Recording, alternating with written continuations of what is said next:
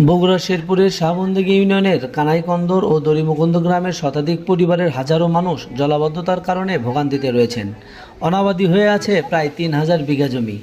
সরেজমিনে উপজেলার কানাইকন্দর গ্রামে গিয়ে দেখা যায়, গত কয়েক মাসের বর্ষণে গ্রামটির দক্ষিণ পূর্ব পাড়ায় প্রায় শতাধিক পরিবার জলাবদ্ধতার জন্য চরম সমস্যার মধ্যে দিনাতিপাত করছেন। বাড়ি থেকে হাঁটু বা কোমর পানি পার হয়ে এলাকাবাসীদের রাস্তায় উঠতে হয়। বয়লারের ছাই, বিভিন্ন বাড়ির গবাদি পশুর গোবর ও টয়লেটের মল মেশানো কুচকুচে কালো পানির মধ্যে দিয়ে প্রতিনিয়ত চলাচল করায় এলাকার লোকজনের মধ্যে পানিবাহিত রোগ, ডায়রিয়া সহ ঘা পসরা দেখা দিয়েছে। এছাড়াও আবাদি জমির মধ্যে ৩-৪ ফুট পানি জমে থাকায় কানাইকন্দর ও দড়িমুকুন্দ গ্রামের প্রায় ৩,০০০ বিঘা ফসলি জমি অনাবাদি হয়ে পড়েছে।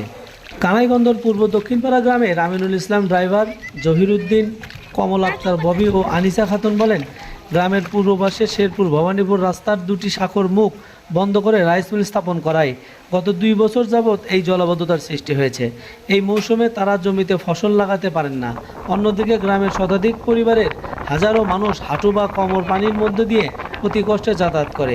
এই জলাবদ্ধতা থেকে মুক্তিই এখন এলাকার মানুষের একমাত্র চাওয়া। বদ্ধভাবে আছি, আমাদের বাচ্চা কাচ্চা বাহিরে যাইতে পারতেছে না, স্কুলে যাইতে পারতেছে না, প্লাস হচ্ছে জলবাহিত অনেক রোগে আক্রান্ত হচ্ছে।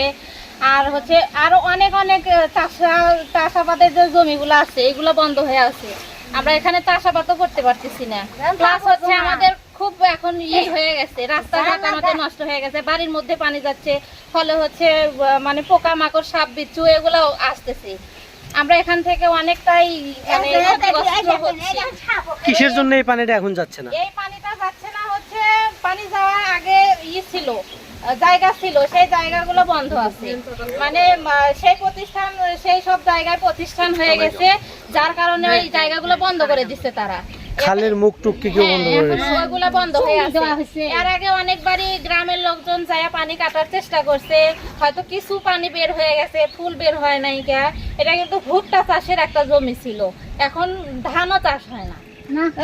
তো আমার আর্জি হচ্ছে উদ্যোক্তন কর্মকর্তার কাছে আমরা আর্জি জানাই সবাই, যাতে এই পানিটা বের করার ব্যবস্থা নেয় দ্রুত, আমরা যেন একটা স্বাভাবিক জীবন যাপন করতে পারি। ওই মেল চাতাল গুলো করার জন্য আগে এই জমিগুলোতে কি আবাদ হয়েছে না?